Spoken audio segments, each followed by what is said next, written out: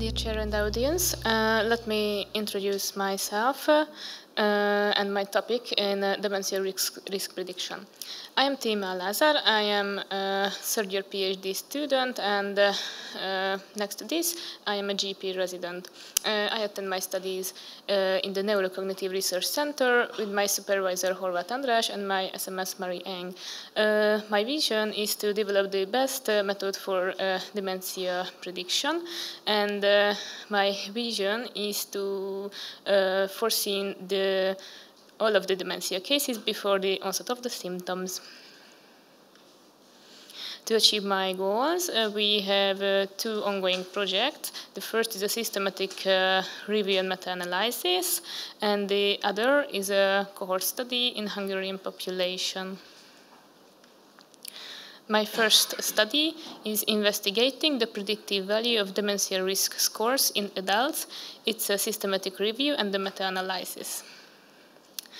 To tell some words about the background, dementia is a really important disease because it's not only a quality of life question, but an important question for the society because of its economical effects. It has effects on the family, the individual's life, the time management. Now, the prevalence of cognitive impairment patients reaches 55 million worldwide, and according to the latest WHO statistics, it can be more than the twice of this number by 2050. Fortunately, 1/3 of these cases are preventable by timely intervention. And we have a great weapon for this problem, the dementia risk scores. These scores are validated tools to predict late life dementia risk based on midlife factors, for example, hypertension, diabetes, hyperlipidemia, and so on. And this is a really good weapon because it is cheap, fast, and simple to perform, for example, at a GP consultation. Our clinical question is, do dementia risk scores predict the future risk or probability of mild cognitive impairment or dementia? We examined adults free from dementia as a population with the help of dementia risk scores. Exactly, we searched the 10 risk scores and examined the outcome of MCI or dementia. We hypothesized that dementia scores can predict the risk of dementia or MCI. We conducted systematic research in 3 databases, and here you can see my search key. The domain 1 is a general part, and in the domain 2 you can see the 10 risk scores, the full name of them, and the abbreviation of them as well.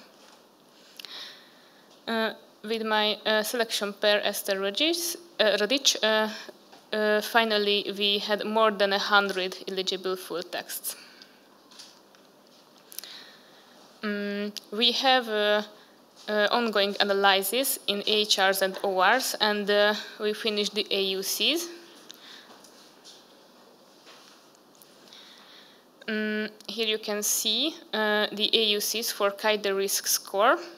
AUC is an important measurement because it can tell the predictive value for risk score at any specificity or sensitivity. It ranges from 0 to 1. The coin flip is 0.5, and it's considered good from 0.8.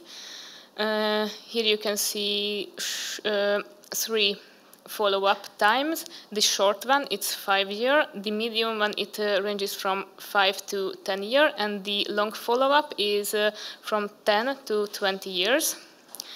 The short and the medium ranged about from 0.5 to 0.6, and the longer follow-up time had a better effect. It ranges 0.7, and it is considered good. Here you can see the Libra score AUC. it is similar like KAIDE, but we have less data in the long follow-up times. But the medium and the short has a medium performance, and we need further research to investigate the effect of this score. Here you can see the NUADRI score. The performance of this score is superior to Libra and KAIDE, the previous two, in the short and medium time, but we don't have the long time. We need further research to this. And the best performance has the DSI score, and it reaches almost 0.8, but it has only medium and long time performance. Our study has strengths and limitations. We have large data sets and long follow-up times, even 20 years. It's really good, but we have limitations. We have heterogeneity in the follow-up durations and times. We have different type of data sets. We have the validation studies, and we have developmental studies, and we have overlapping populations many times. And the HS and ORs in more cases has adjusted factors. In conclusion, dementia risk scores are effective in practice and in research as well. They are easy, cheap, and fast. In daily practice, we can identify high-risk populations. From a border point of view, we can examine and take public health strategies, and in research life we can find the most effective, most predictive and effective existing scales, and we can validate the unvalidated scales with large-scale studies. And so now we are waiting for the HR and OR figures and tables, and now I am in the article writing part. So, and the reason of this long time is the complexity of the statistics. Our second project is determining the most influential components of dementia risk score in adults. It is a machine learning-based cohort analysis.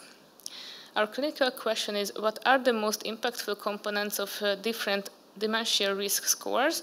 The population is the same like in the first project, but here we take all the components of the risk scores, and as an outcome we examine the biological markers of the cognitive functions, for example MRI, and we hypothesize that there are some components of the risk scores that are superior to others. And so we can create a better and new risk score.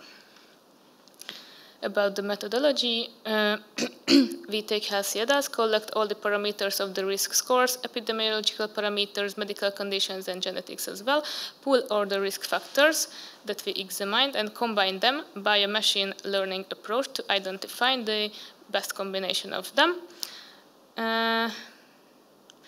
So we can find the population at risk, the low risk, and the high risk as well, and then make an early prevention and intervention. And as the outcome, as I mentioned, we examine biological markers as MRI. To summarize, we would like to finish these projects this spring, but the worst case in the autumn. And let me end this presentation with the words of David Perlmutter: strive for progress, not perfection. Thank you for your attention. Thank you very much.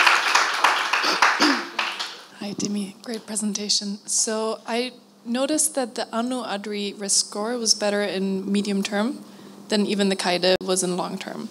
The KAIDE did much better in long term, yes, but was not successful at all in medium term. Do you know which parameters that are measured in the Anu Adri that might be participating in this difference?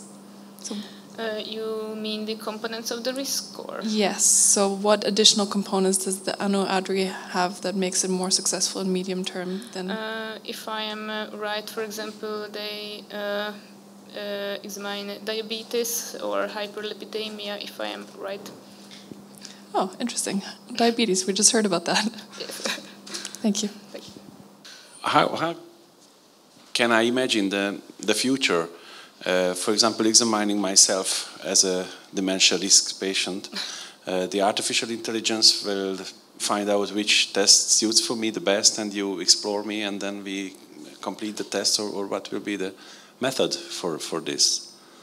No, I think the AI will do the network analysis, for example, and tell which risk score is the best, and I will do this questionnaire with you at my consultation. Yes, in my fantasy. So it not differ to every person. So it's not a personalized questionnaire, but artificial intelligence only find out which is the best for overall. I think the artificial intelligence will examine the whole population, so we can have sentences from the whole population, but then I can imagine that we can make a more individualized medicine in the future, but I don't know how exactly. Yeah, okay, now I understand. Yeah.